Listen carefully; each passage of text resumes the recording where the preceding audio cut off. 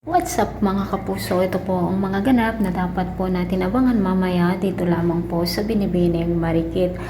Puro na nga po kasamaan ang mga nangyayari dito mga kapuso dito sa pagpunta o ang bagong karakter na kung saan ay si Soraya, dahil nga po ito ang kapatid ni Rika at namatay na nga po itong si Rika, kung kaya't si Soraya na nga po ang pumalit na kontrabida.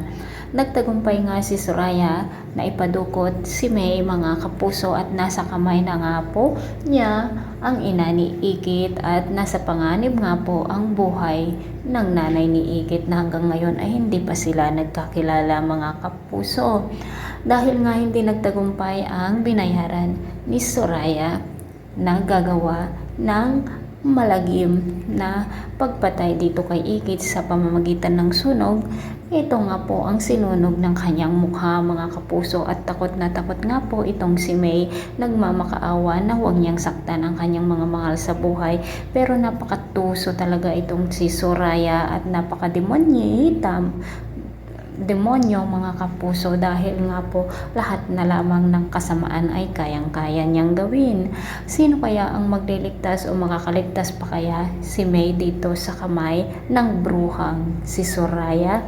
Mga kapuso, dahil nga sa sunog na nangyari doon sa kinaroroonan ni Ikit ay nasunog nga po ang kanyang mukha at umiiyak nga po ang ating bida habang dinala ito sa ospital, at si Drio naman po ang nagligtas sa kanya. Sa pagbabago nga po ng kanyang mukha, may darating naman na kung saan ay magiging kakampi ni Ikit.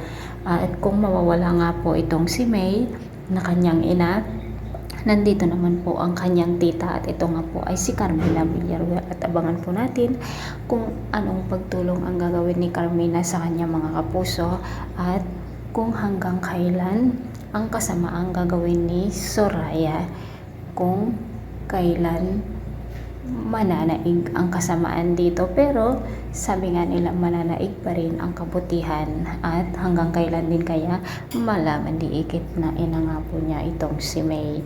Maraming salamat po mga kapuso sa laging pagsubaybay. God bless.